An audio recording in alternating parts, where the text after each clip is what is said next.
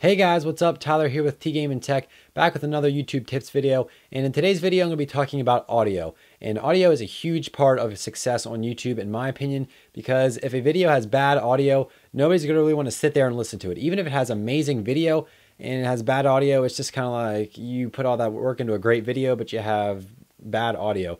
And bad audio really turns a lot of people off, because if it's hard to listen to, nobody's going to want to sit there and have to listen to it. And so chances are, if you have high audio and high quality audio, you're going to have some high quality video. So in this video, I'm going to be talking about mics, some sound techniques, and just how to set up your overall environment and get the best recording and the best audio sound out of your microphone. So to start off, we're going to talk about microphones, and I use the Blue Snowball for most of my voiceovers, and this is kind of like the unofficial YouTuber microphone, because a lot of people on YouTube have this because it's relatively cheap. I think it's around $70 right now on Amazon, and Blue makes some other pretty sweet microphones, the Blue Yeti, the Blue Spark, which is a really nice mic, and some other different ones, and I want to eventually move up to the Blue Spark because it's a pretty sweet mic, and I definitely want to pick one up in the future. But this one does really good for somebody who's on a lower budget. I still use it because I think it works pretty well. It does capture up a lot of audio, so it's going to catch some background noise, but I still think it's a pretty solid mic, and it's a lot better than most built-in mics on cameras. Now, as far as this camera, what I'm recording with now, I'm recording with the Rode plugging in directly to the DSLR, and sometimes I do get some hissing with the Rode plugged into the DSLR, but that's the camera's fault. Most DSLRs have that problem because their input's so high, so I have to turn the input down and just use the regular mic and the Rode. And so I really would advise to not use onboard mics at all if you can't help it.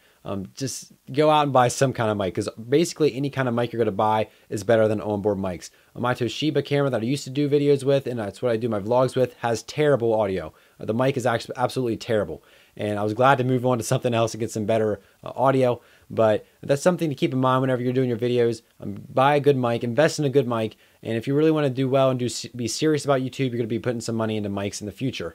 So just to show you guys the difference between an external mic and an onboard mic, right now I'm recording with the Rode, and now I'm going to unplug it and switch over to the onboard mic on the T3i. Now, the onboard mic on the T3i isn't terrible, but I can tell you right now it's definitely not as good as the Rode. I really don't do much recording without a mic on the T3i. It does fairly well picking up noise in a room, but as far as the quality, it's just not there. It's just not on par with external mics. And so, as you can see, getting an external mic is basically a must if you're serious about getting into this YouTube thing. And so, like I said, you can pick one up for any kind of price range. Blue Snowball starts at $70. That does not plug into a DSLR. That's a USB mic. But you can buy mics like the Rode for, I think, $150, and it plugs straight into the DSLR. And so we're just going to switch back over to the Rode, because I know this probably doesn't sound as good as quality audio. And then we'll get into some other audio techniques and how to make your audio sound better overall. Now, as far as mic techniques, you don't want to be so far away from the mic that people aren't going to be barely able to hear you. The Rode does fairly well at keeping a direction. It's a cardio mic, so it's kind of focused in one direction. If I come over here and talk, you're not going to hear me as well as if I sit right here and talk into the mic. You also don't want to eat the mic and have it like right in your mouth, because chances are you're going to pop a lot of P's and a lot of your different syllables. This has a windshield on right now, so it's probably not going to pop any of my syllables. And so that's something else you want to keep in mind. Getting a pop filter or a wind filter is going to help cut out from your S's sounding like S's, like really annoying S's, and your B's and P's and D's popping. And so just some little different mic techniques. What I learned at school is to keep yourself this far away from your mic, from your thumb to your pinky. And I'm a little bit further away from the Rode. I'm about, here's the Rode, I'm a little bit further away. But that's just a general rule of thumb. You don't have to stick to that. But I find that it does produce some pretty nice audio quality. And so that's just some things to keep in mind whenever you're using your mic. Another thing you want to keep in mind is either get a mic stand or a tripod for your mic. The Blue Snowball has a tripod, but get something so you're not holding the mic. I do hold the mic sometimes by the tripod whenever I'm doing some voiceovers, but you don't want to hold it like this, because you're going to pick up even the smallest hand movements. I have the Rode on a mic stand right now, but if I held it, you might be able to hear my hands moving around on the mic, some scratching noises maybe. And if you hold it by the windshield, I'm sure you're going to be hearing me, your hand just move it ever so slightly on the windshield. And so you're going to make sure your microphone is stationary and it's not going to be bouncing off stuff or rubbing against things. It's not going to be rubbing against you. Some people also use lapel mics, but I really don't like them personally because, number one, they're distracting. If you have like a white shirt on like this and you have like a cord hanging around, you can't feed the cord up through your shirt, but I prefer not to use them also because they sometimes rub up against clothing or skin, and then you get unwanted noise. And so I just prefer external mics.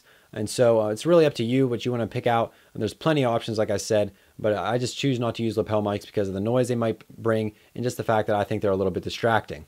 Now, I already talked about some stuff such as mic distance and just don't eat the mic, but you also want to keep in mind your surrounding area. What do you have going on in your surroundings? Do you have vehicles flying around outside? Are your windows open? Is your computer running? Right now I have all my windows closed, my computer's turned off because you'd be able to hear the fan, and there shouldn't really be any sound coming anywhere at all except for my voice. There might be a little bit of hissing because of the Rode being plugged in the DSLR, but that's a camera issue, not an external sound issue. But if you just sit here, it should be pretty quiet. Now, if I turn some things on, for example, I'll just turn my computer on, move my mouse.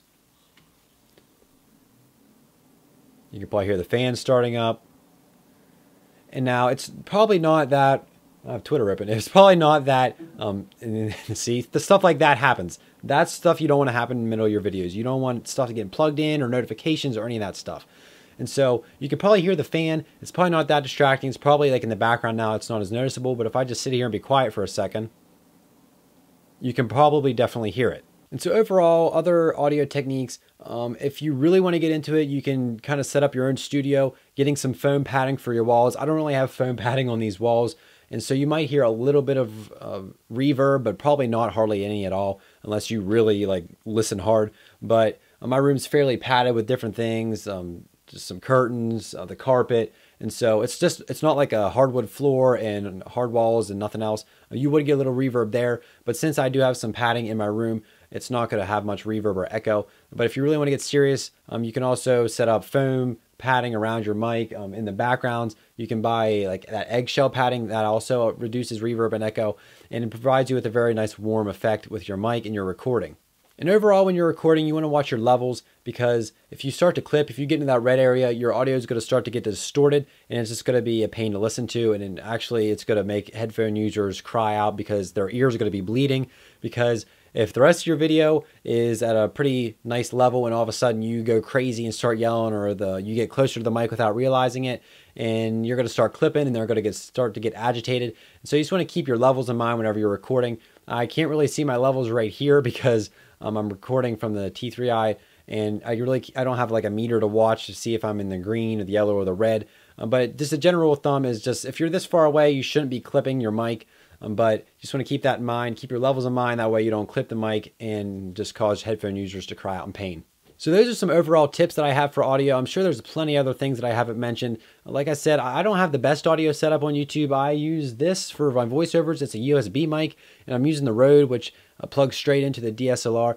Plenty of people have audio interfaces with XLR microphones, and I eventually want to get there. But right now, this is doing me just fine, and I think it's a nice setup. For people who are starting to get into YouTube, who are thinking about getting their first mic, the Blue Snowball would be a great choice. And there's some other ones that are around that price range as well. You can just look them up on Amazon. But other than that, I think it's going to be it for this video. Those are just some tips to help you with your audio setup and your sound.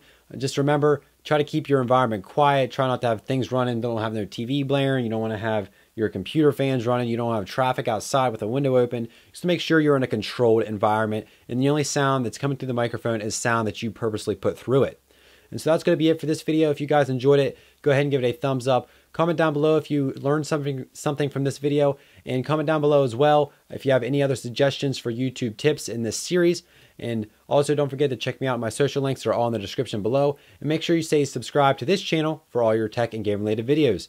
So thank you guys for watching this video, and I'll see you guys in the next one.